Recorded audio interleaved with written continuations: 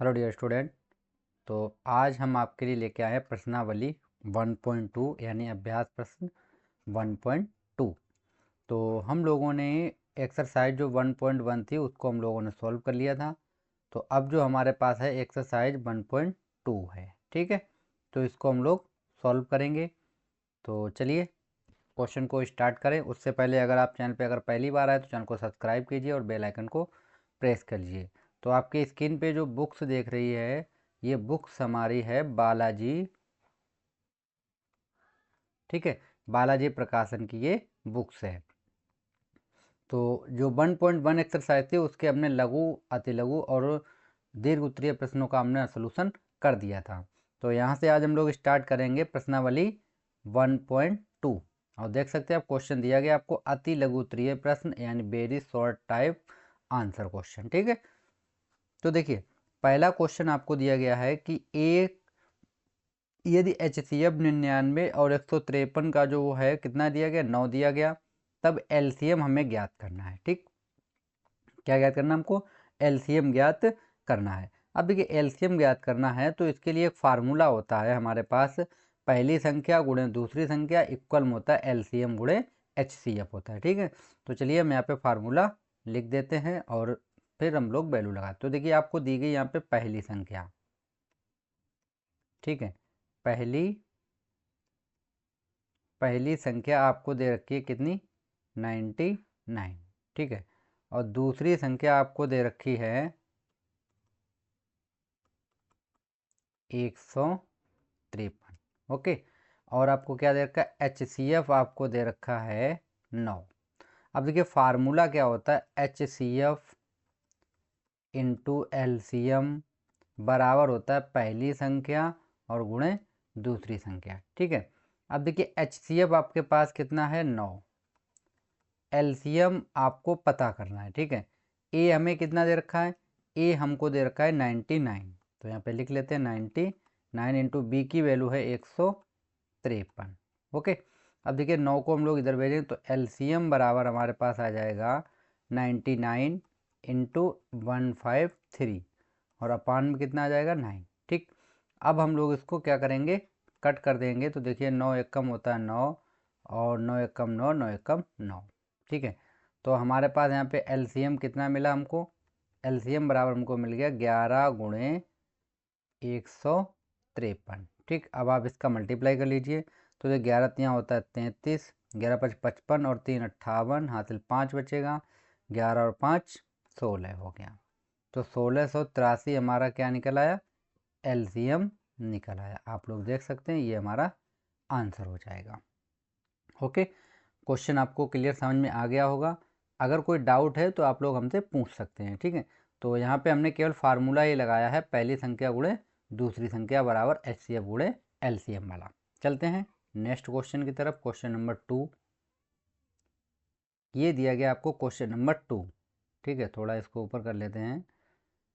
देखिए question number 2 हमें क्या दिया गया है कि दो संख्याओं का HCF जो है वो कितना दिया गया हमको, 16 दिया गया है और गुणनफल उनका दिया गया हमको 3072, ठीक है। तो हमें LCM ज्ञात करना है, ठीक। तो देखिए ये आपके पास पहली संख्या है, दूसरी संख्या वाला फार्मूला, तो यहाँ पे लगाएंगे हम लोग LCM गुणे HCF बराबर होता है पहली संख्या गुणे दूसरी संख्या, ठीक है, यानी दो संख्याओं का गुणनफल। तो देखिए दो संख्याओं का गुणनफल हमको दे रखा है ये, ठीक है। HCF हमको दे रखा है ये और हमको फाइंड क्या करना है, LCM हमको फाइंड करना है, ठीक। तो वैल्यू रख लेते हैं यहाँ पे। तो हम यहाँ पे लिखेंगे LCM इंटू HCF हमारे पास है 16 बराबर ये हो जाएगा 3072, ठीक है। तो LCM बराबर हमारे पास आ जाएगा 3072 और बटे में कितना आ जाएगा, 16, ठीक। अब इसको हम लोग डिवाइड कर देते हैं। तो देखिए 16 एकम 16 और ये हो जाएगा 16 एकम 16, ठीक है। बचेगा कितना, 14 बचेगा यहाँ पे। तो कितना हो जाएगा, 147 हो जाएगा। तो 16 नेमा होता है 144, ठीक है, 144, 3 बचेगा तो 16 दूनी 32, ठीक है। तो आप लोग देख सकते हैं हमारा यहाँ पे क्या निकला, LCM जो हमारा निकल के आया है वो 192 LCM निकलेगा, ओके। आई होप ये भी क्वेश्चन आपको क्लियर समझ में आ गया होगा। देखते हो क्वेश्चन नंबर 3।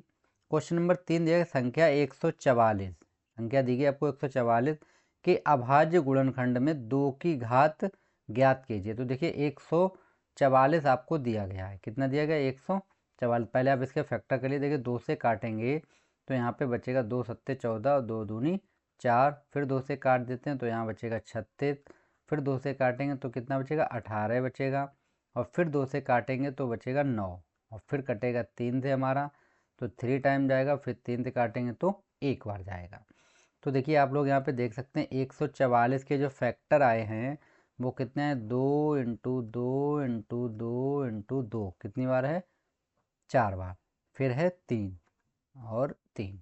तो हम लोग इसको इस तरीका लिख सकते हैं। देखिए 2 की घात कितनी हो जाएगी हमारे पास? 4 इंटू 3 की घात हमारे पास हो जाएगी 2। अब हमसे पूछा गया था कि 2 की घात बताइए कितनी है। तो देखिए आप लोग खुद देख लीजिए यहाँ पे 2 की घात कितनी दी गई आपको? 2 की घात आपको दी गई है 4, देख सकते हैं आप लोग। तो यहाँ पे जो हमारा आंसर हो जाएगा देखिए, तो हम यहाँ पे लिखेंगे 2 की घात कितनी होगी? 4 होगी। तो यहाँ पे हम लिख सकते हैं अभाज्य गुणनखंड में 2 की घात कितनी होगी?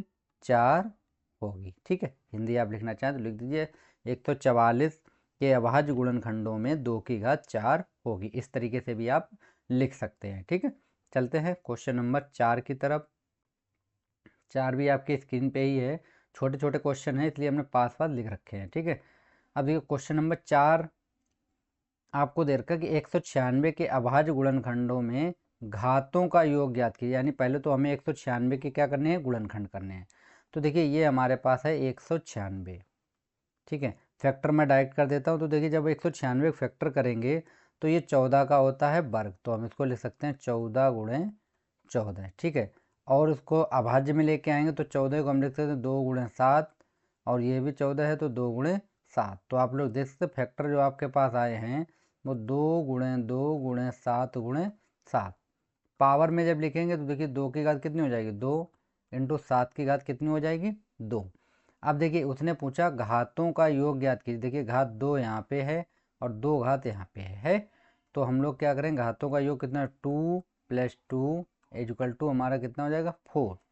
यानी यहाँ पे घातों का जो योग होगा वो कितना हो जाएगा हमारे पास? 4 हो जाएगा। अभाज्य खंड गुणनखंडों की घातों का योग कितना होगा हमारे पास? 4 होगा। ठीक है, तो ये भी आपको क्वेश्चन समझ में आ गया होगा। ठीक, अगला क्वेश्चन है हमारे पास क्वेश्चन नंबर 5। अब देखिए 5 दिया गया कि वह न्यूनतम संख्या ज्ञात कीजिए जो 1 व 10 तथा उनके बीच की सभी प्राकृतिक संख्याओं से विभाजित है। यानी ऐसी हमें एक संख्या ज्ञात करनी है जो 1 से भी कटती हो, 2 से भी कटती हो, 3 से भी कटती हो, 4 से भी कटती हो, 5 से भी, 6 से, 7, 8, 9, 10 तक, यानी कि 1 से लेकर 10 तक सभी संख्याओं से वो कटती हो। तो देखिए इस कंडीशन में हमें क्या करना पड़ेगा? इसका हमें निकालना होगा एलसीएम। ठीक है, हमें क्या निकालना होगा? एलसीएम 1, 2, 3, 4, 5, 6, 7, 8, 9 और 10, इन सबका हमें क्या निकालना होगा? एलसीएम निकालना होगा। ठीक है, अब देखिए यहाँ पे हम पहले फैक्टर लिख देते हैं। देखिए 1 का फैक्टर 1 ही होगा, 2 का फैक्टर 2 होगा, 3 का फैक्टर 3 होगा, 4 का फैक्टर 2 इंटू 2 होगा, और 5 का फैक्टर हमारे पास कितना हो जाएगा? 5 होगा। 6 का फैक्टर हमारे पास होगा 2 इंटू 3, 7 का फैक्टर होगा 7 एकम 7। ठीक है, और यहाँ पे मैं लिख देता हूँ 8 के जो फैक्टर होंगे वो 2 इंटू 2 इंटू 2 होगा, और कितना हो जाएगा हमारे पास? 9। 9 के फैक्टर होंगे हमारे पास 3 इंटू 3, और 10 का हमारे पास फैक्टर हो जाएगा 2 गुणे 5। तो ये हमने गुणनखंड कर लिए हैं। अब हमको निकालना है क्या? एलसीएम। तो यहाँ पे हम लिख देते हैं एलसीएम। ठीक है, अब देखिए एलसीएम किस तरीके से आप निकालें। देखिए सबसे ज़्यादा बार जो चीज़ होती है उसको हम लोग लिखते हैं। अब देखिए मैं सर्कल कर दूँ, देखिए 2 कितनी बार है यहाँ पे? सबसे अधिक यहाँ पे है, कितनी बार है? 3 बार। तो यहाँ पे हम लिखेंगे 2 गुणे 2 गुणे 2। फिर देखिए 3 यहाँ पे 2 बार है तो हम इसको लिख देंगे यहाँ पे पहले 3 गुणे 3। ठीक है, अब कोई संख्या रिपीट नहीं है, आप लोग देखते कोई संख्या अब रिपीट नहीं है। तो अब हमारा बचता है 5, तो यहाँ पे हम लिख देंगे 5।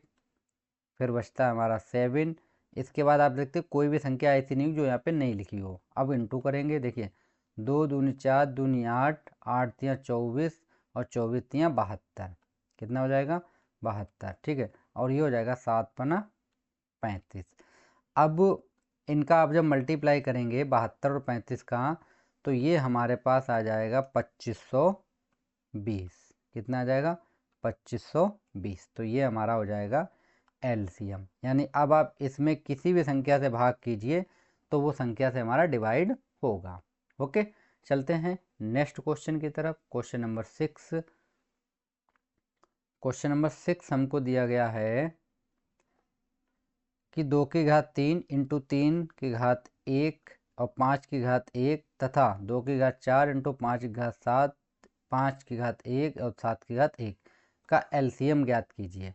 तो मैंने अभी आपको जस्ट यही बताया है कि एलसीएम में हम सबसे बड़ी घात वाली संख्या लेते हैं। तो देखिए यहाँ पे हम जब एलसीएम निकालेंगे, देखिए 2 की घात यहाँ पे 3 है, यहाँ 2 की घात 4 है, तो हम लिखेंगे 2 की घात 4 वाला।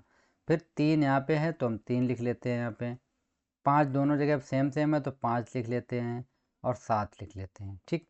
तो ये हमारा क्या हो जाएगा एलसीएम हो जाएगा, ठीक है। अगर इसको आपको सिंप्लीफाई करना है तो आप इंटू कर लीजिए। देखो 2 की घात 4 का मतलब होता है 2 गुणे 2 गुणे 2 गुणे 2 इंटू, देखिए ये हो जाएगा हमारे पास 5 सत्ते 35 और 35 तियाँ होता है 105, कितना होता है 105। अब इसका हम इंटू करें, 2 दूनी 4 दूनी 8 दूनी 16, ठीक है।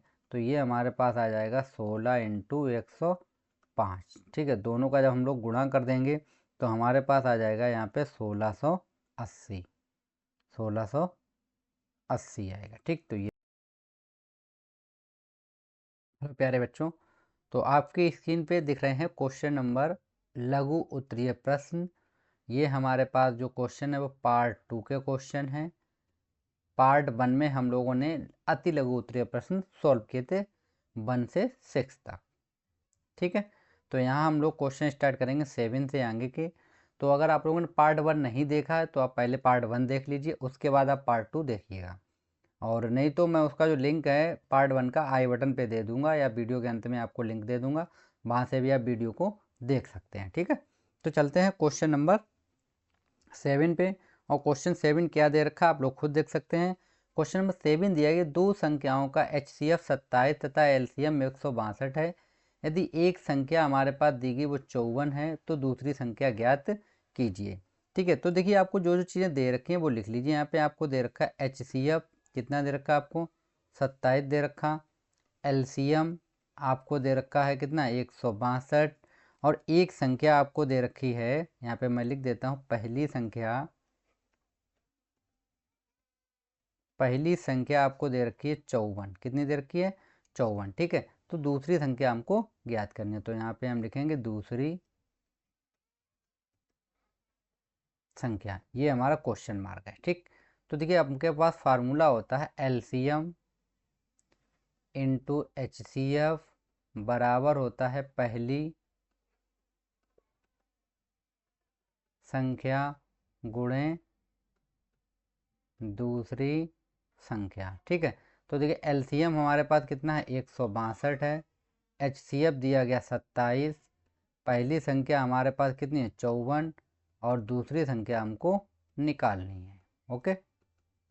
दूसरी संख्या, अब देखिए यहाँ पे जब हम लोग इसको काटेंगे, देखिए 27 एकम 27 होता है, 27 दूनी 54 हो जाएगा, ठीक है। फिर 2 एकम 2 और 2 से इससे काटेंगे तो कितना आएगा 8 दूनी 16 और 2 एकम 2। तो आप लोग देख सकते हैं आपके पास जो दूसरी संख्या आई है वो कितनी आई है निकल के, दूसरी संख्या हमारी हो जाएगी 81 यानी कि 81, ओके। चलते हैं क्वेश्चन नंबर सेकेंड की तरफ। 8 क्वेश्चन नंबर देखेंगे अब हम लोग। ये है हमारे पास क्वेश्चन नंबर 8, ठीक है। 8 आपकी स्क्रीन पे है क्वेश्चन, और क्या दिया गया क्वेश्चन को पढ़िए आप लोग। तो ये क्वेश्चन दिया गया दो संख्याओं का HCF कितना है आपके पास 23 है, और LCM दिया गया है 1449। तो आपको एक संख्या भी दे रखी है, दूसरी संख्या आपको ज्ञात करनी। अभी जो मैंने क्वेश्चन नंबर 7 लगाया है सेम वही क्वेश्चन है ये, ठीक है। तो ये आपके लिए है होमवर्क, आप हमें कमेंट में इसका आंसर बताएंगे। ठीक है, देखते हैं कितने बच्चों का आंसर सही जाता है। चलते हैं नेक्स्ट क्वेश्चन की तरफ। Question number 9।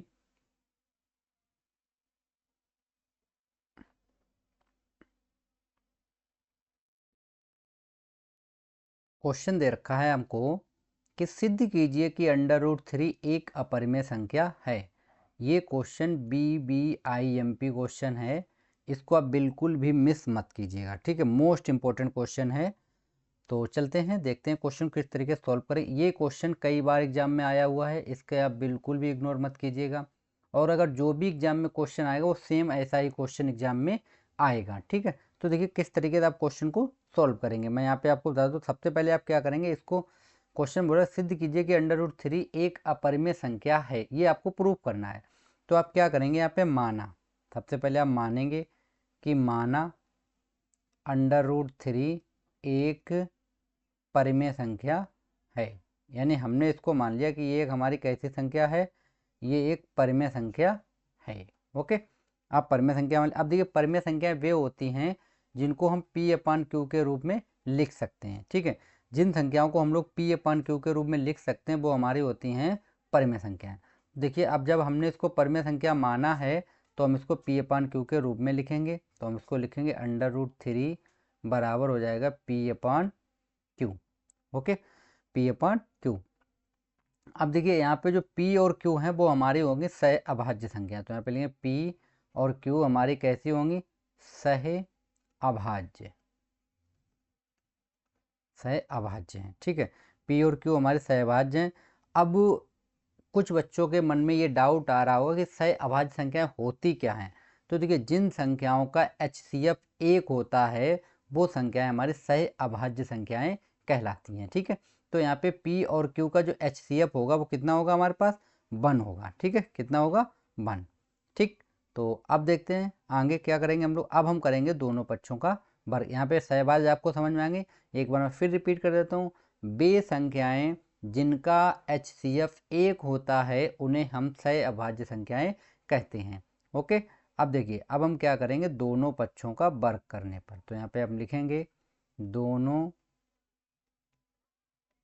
पक्षों का वर्ग करने पर। तो देखिए इधर वर्ग करेंगे तो हो जाएगा 3, ये हमारे पास हो जाएगा P² और अपान में Q²। ओके, अब ये हमारे पास है 3Q² बराबर हो जाएगा P²। इसको हम डाल देंगे समीकरण नंबर 1। ठीक है, अब देखिए यहाँ पे हमें लिखना है, जैसे अब ये 3 है हमारे पास, 3 हमारा P² से क्या होगा, विभाजित। तो हमें अब लिखें 3 कामा जो हमारा है वो P² से विभाजित है, P² से विभाजित है। जितनी हिंदी मैं लिख रहा हूँ इतनी हिंदी आपको हर हाल में लिखनी ही पड़ेगी। ठीक है, ये तो आपको लिखना ही लिखना पड़ेगा। अब जब P² हमारा 3 से विभाजित है तो 3 हमारा जो है P से भी क्या होगा, विभाजित होगा। ठीक है, तो इससे भी हमारा क्या हो जाएगा, ये विभाजित होगा। जब स्क्वायर से विभाजित है तो जाहिर सी बात है उसके नंबर से भी विभाजित होगी। ठीक, ये हमारा बन जाएगा, इसको आप समीकरण दे दीजिए कैपिटल A। ओके, अब देखिए अब हम लोग क्या करते हैं, अब जहाँ पे हम लोगों ने ये समीकरण 1 है, अब हम लोग क्या करेंगे, P बराबर हम लोग एक वैल्यू रखेंगे 3R। P बराबर कितना रखेंगे हम लोग, 3। अब आप लोग एक चीज़ कॉन्सेप्ट समझिए। अब आपको दिक्कत आ रही है कि ये 3 कहाँ से आ गया। तो देखिए ये जो 3 था तो वही हमने यहाँ पे रखा है। यहाँ पे जो भी वैल्यू होगी वो आपको रखनी होगी। एक कॉन्स्टेंट आप जोड़ लीजिए, R आप अपने पास से ले लीजिए पूर्णांक और रख दीजिए। ठीक है, तो P बराबर 3R हम लोग रखेंगे कहाँ, समीकरण 1 में। तो यहाँ पे जब रखेंगे तो हो जाएगा देखो 3Q² बराबर, यहाँ पे कितना हो जाएगा हमारे पास, यहाँ पे हो जाएगा 3R का होल स्क्वायर होगा। ओके, इतना हो गया। अब देखिए ये हो जाएगा 3Q² बराबर, ये हो जाएगा 3 × 3R²। अब देखिए 3 से 3 हमारा कट जाएगा तो 3R² बराबर हमारा बचेगा Q²। ये हमारा हो जाएगा समीकरण नंबर 2। कितना हो गया, समीकरण नंबर 2। अब देखिए यहाँ पे भी आपको यही हिंदी जस्ट लिखनी है। तो यहाँ पे आप लिखेंगे 3 जो हमारा है वो क्यू स्क्वायर से क्या है, विभाजित है, क्यू स्क्वायर से विभाजित है। ठीक है, तो जब ये हमारा क्यू स्क्वायर से विभाजित है तो हम लोग क्या करेंगे, देखिए, तो हमारा 3 जो है वो क्यू से क्या हो जाएगा, विभाजित होगा। ठीक है, अब एक चीज़ देखिए, हमारा पी भी जो था वो भी हमारा 3 से विभाजित था और क्यू भी हमारा 3 से ही विभाजित है, यानी दोनों नंबर 1 से ही विभाजित हो रहे हैं। इसको हम डालते हैं समीकरण नंबर बी। ठीक है, अब यहाँ पे हम लिखेंगे समीकरण ए व बी से। ठीक है, समीकरण ए व बी से स्पष्ट है, स्पष्ट है कि 3 जो है वो हमारा P व Q दोनों से विभाजित है, दोनों से विभाजित है, यानी 3 जो हमारा है वो P से विभाजित हो रहा है और Q से भी हमारा विभाजित, यानी दोनों नंबर से हमारा विभाजित हो रहा है। ठीक है, जबकि हमने माना था कि वो हमारा सहभाज्य संख्या और सहभाज्य संख्या का HCF 1 होता है, यहाँ तो हमारा दोनों से विभाजित, 3 3 से, तो 3 निकल रहा है। यहाँ पे लिखेंगे हम लोग, जबकि P और Q हमारे कैसे थे, सह अभाज्य थे, सह अभाज्य हैं।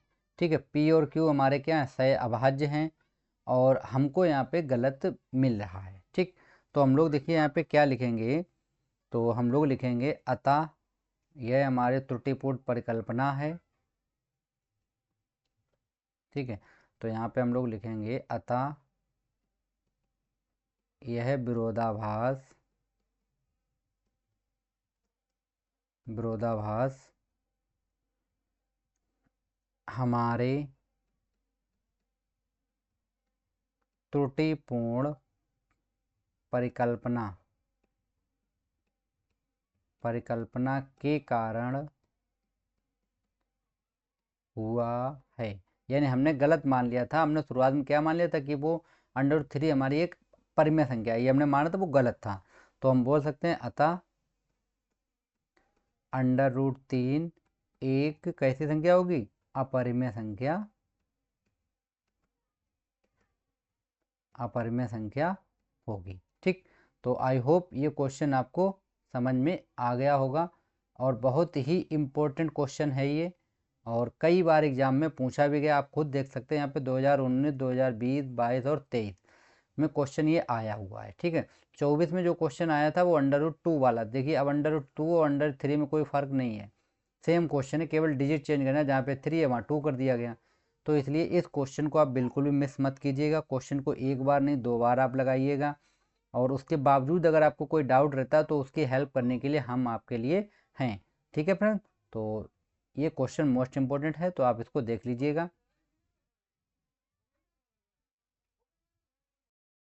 चलते हैं नेक्स्ट क्वेश्चन की तरफ। नेक्स्ट क्वेश्चन क्या है हमारे पास, क्वेश्चन नंबर 10।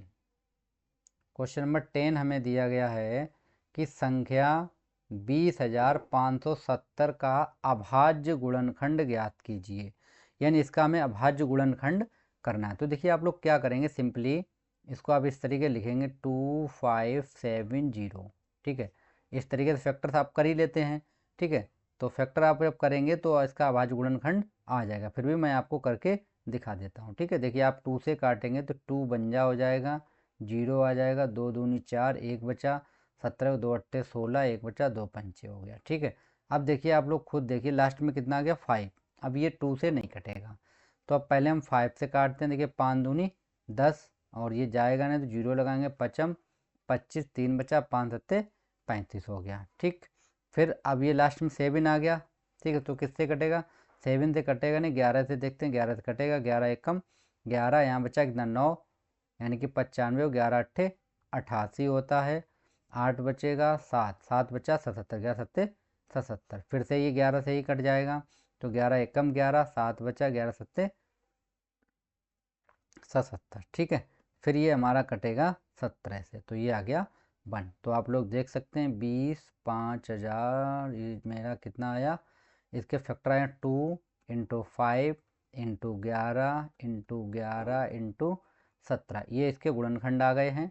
तो हम इसको लिख सकते हैं 2 इंटू 5 इंटू 11 की पावर कितनी हो जाएगी 2 इंटू 17। ठीक, तो ये हमारा क्या हो जाएगा, आंसर हो जाएगा। इसके हमसे अभाज्य गुणनखंड पूछे गए थे, तो अभाज्य गुणनखंड हमने आपको बता दिए हैं। ठीक है, चलते हैं नेक्स्ट क्वेश्चन की तरफ, उसको भी देख लेते हैं हम लोग। नेक्स्ट क्वेश्चन क्या है हमारे पास,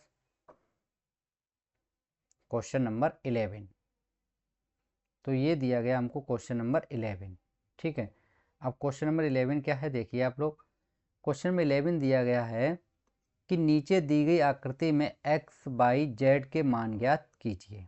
ठीक है, अब देखिए हमें एक्स वाई जेड के मान ज्ञात करने। देखिए अब क्या करते हैं, एक्स को तोड़ के 14 और वाई बना था, तो हम यहाँ पे लिखेंगे एक्स बराबर 14 इंटू वाई। इसको आप समीकरण 1 डाल दीजिए। फिर देखिए 14 को तोड़ के जेड और 7 बना था, तो 14 बराबर हो जाएगा जेड इंटू 7। तो 7 एकम 7, 7 दूनी 14। तो देखिए जेड बराबर हमारा कितना आ गया, 2 आ गया। ओके, फिर देखिए बाई को तोड़ के 3 और 5 बना था, तो बाई बराबर हो जाएगा 3 इंटू 5। तो बाई बराबर कितना हो जाएगा, 5 3 15 आ गया। ठीक है, तो हमारे पास बाई की भी वैल्यू आ गई और जेड की भी। अब हमें चाहिए एक्स की, तो बाई की वैल्यू रख देते समीकरण में 1 में, तो ये हो जाएगा 14 गुणे 15। ठीक है, तो इन दोनों का जब गुणा करेंगे तो ये होगा 14 पंचे 70 और 14 पंचे 70, ये 2 हो जाएगा 210। ठीक है, तो x बराबर हमारे पास कितना आ जाएगा 210। तो ये हमारा x का मान हो गया, ये y का मान हो गया और ये z का मान हो गया। ठीक है, नेक्स्ट क्वेश्चन हमारे पास है क्वेश्चन नंबर 12। देखिए क्वेश्चन नंबर 12 हमको दिया गया है, 12 और 13 सेम क्वेश्चन है। ठीक, अभी मैंने आपको एक पैटर्न बताया था, चाहे तो आप उस पर आधारित लगा दीजिए, या आप अभी मैं एक दूसरा मेथड बता उस तरीके से आप भी लगा सकते हैं। तो आप लोग कैसे करेंगे, देखिए यहाँ पे क्वेश्चन को सबसे आप पहले करेंगे कि क्या सिद्ध, क्या करना, सिद्ध कीजिए कि 2 माइनस रूट 3 एक अपरिमेय संख्या है। तो इसको आप थोड़ा जल्दी भी कर सकते हैं। ठीक है, आप कैसे करेंगे,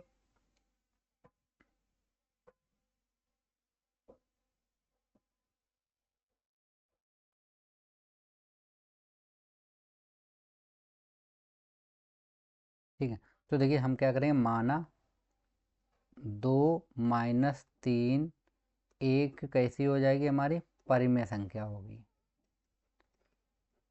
परिमेय संख्या होगी। ठीक, तो जब परिमेय संख्या है तो 2 माइनस अंडर रूट 3 बराबर हमारे पास हो जाएगा a upon B. A upon B लिख लीजिए, या आप p अपॉन क्यू भी लिख सकते हैं। ठीक है, अब देखिए हम लोग क्या करते हैं, अंडर रूट 3 को इधर भेजेंगे, तो ये हो जाएगा 2 और माइनस आ जाएगा a अपॉन बी बराबर हो जाएगा अंडर रूट 3। ठीक, अब आप लोग एक चीज़ देखिए, अंडर रूट 3 जो है वो एक कैसी संख्या है, हमारी अपरिमेय संख्या, ये हम जानते हैं। ठीक है, तो हम यहाँ पे लिखेंगे हम जानते हैं कि अंडर रूट 3 एक कैसी संख्या है, एक अपरिमेय संख्या है, अपरिमेय संख्या है। ठीक है, अंडर रूट 3 एक कैसी संख्या है, हमारी अपरिमेय संख्या है। अतः 2 माइनस अंडर रूट 3 भी एक कैसी संख्या होगी, एक अपरिमेय संख्या होगी। तो आप इतना लिख देंगे तब भी आपका आंसर सही होगा, अपरिमेय संख्या होगी। ओके, तो इस तरीके से आप इसको सॉल्व कर, लेकिन ये चीज़ आपको पता होनी चाहिए तभी आप कर पाएंगे। ठीक है, अब देखिए नेक्स्ट क्वेश्चन है, इसको मैं लॉन्ग तरीके से बता देता हूँ। जैसे आप अगर ऊपर वाला इस तरीके से करना चाहें तो इस तरीके से भी कर सकते हैं। अब देखिए लॉन्ग तरीका क्या है, जैसे मैंने आपको क्वेश्चन बताया था अंडर रूट 5 वाला या 3 वाला, तो उसी के तरीके हम इसको सॉल्व करेंगे। तो देखिए सबसे पहले हम क्या करते हैं, माना, यहाँ पे लिख लेते हैं माना अंडर रूट 5 और प्लस अंडर रूट 3 एक परिमेय संख्या, परिमेय संख्या है। ये हमने मान लिया कि ये कैसी संख्या है, परिमेय संख्या है। तो हम लिखेंगे under root 3 plus under root 5 बराबर हमारे पास हो जाएगा पी अपान क्यू। कितना हो जाएगा? पी अपान क्यू हो जाएगा। ठीक है, अब हम क्या करेंगे, दोनों पक्षों का वर्ग करेंगे। तो यहाँ पे हम लिख देते हैं दोनों पक्षों का वर्ग करने पर, तो ये हमारे पास हो जाएगा √3 प्लस √5 का होल स्क्वायर हो जाएगा, और बराबर हमारे पास हो जाएगा पी स्क्वायर अपान में क्यू स्क्वायर। इसका फार्मूला खोलें तो हो जाएगा 3 + 5 a square plus b square plus 2ab, तो ये हो जाएगा 5×3 = 15 बराबर में बचेगा पी स्क्वायर और अपान में क्यू स्क्वायर। ठीक है, अब इसको हम लोग इस तरीके से लिख सकते हैं, देखिए आप लोग, ये 8 हो जाएगा, 8 को हम लोग इस साइड भेज देंगे। ठीक है, तो देखिए हमारे पास कितना आ जाएगा, ये बचेगा 2√15 बराबर ये हो जाएगा हमारे पास p square upon q square minus कितना हो जाएगा 8, कितना हो जाएगा माइनस का 8 हो जाएगा। ठीक, अब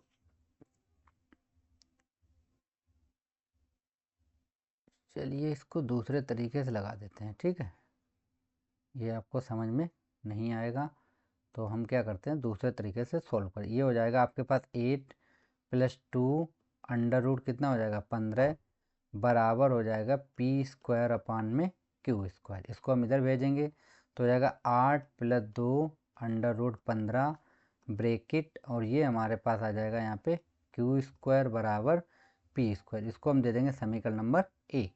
और यहाँ पे जो हमारे पी और क्यू हैं वो हमारी कैसी संख्याएं हैं, सह अभाज्य हैं। ठीक है, ये आपको पहले से पता होना चाहिए। अब देखिए, अब हम लोग क्या करेंगे, यहाँ पे हमें लिखना होगा कि 8 + 2 √15 जो है वो हमारा पी स्क्वायर से विभाजित है। ठीक है, जो हिंदी में लिख रहा हूँ वो आपको लिखनी पड़ेगी, विभाजित है। तो क्या होगा, देखिए 8 + 2 √15 जो है वो हमारा पी से भी क्या हो जाएगा, विभाजित होगा, विभाजित होगा। ठीक, इसको आप डाल दीजिए समीकरण ए। ओके, फिर आप क्या करेंगे, समीकरण 1 में आप p की जगह पे रखेंगे, p बराबर रखेंगे ये जितना लिखा है वही, क्या लिखा 8 + 2 √15 और एक वैल्यू और ले लेंगे r।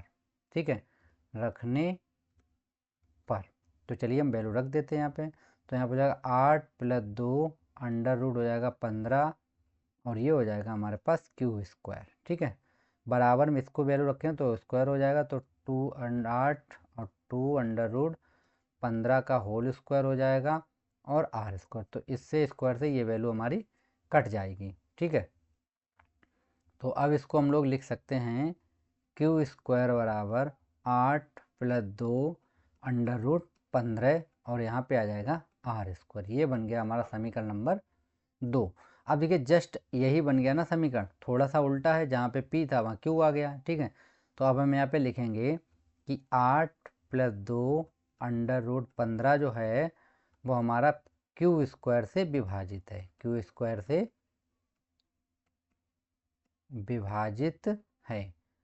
तो 8 + 2 √15 जो हमारा है वो किससे विभाजित होगा, क्यू स्क्वायर से भी।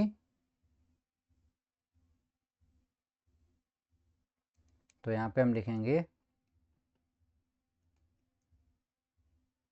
क्यू से भी विभाजित होगा। ठीक, तो अब ये चीज़ देखिए, हमारा दोनों नंबर एक से ही विभाजित हो रहे हैं, पी और क्यू। ठीक है, पी और क्यू हमारे एक ही नंबर से विभाजित हो रहे हैं, यानी ये भी पी भी इसी से विभाजित हो रहा था, क्यू भी इससे, जबकि हमने माना क्या था कि पी और क्यू हमारी जो हमने माने थी वो सह अभाज्य मानी थी, सहभाज्य संख्या मानी थी। तो यह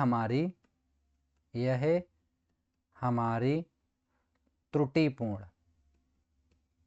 त्रुटिपूर्ण परिकल्पना, ठीक है, परिकल्पना के कारण प्राप्त हुआ है। ठीक है, अतः हम लोग बोल सकते हैं √5 + √3 एक कैसी संख्या होगी, एक अपरिमेय संख्या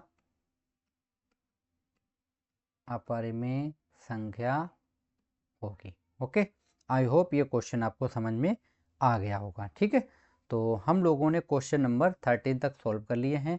आगे के क्वेश्चन हम लोग अगले वीडियो में सॉल्व करेंगे। आज के लिए इतना ही रखते फ्रेंड्स, थैंक यू।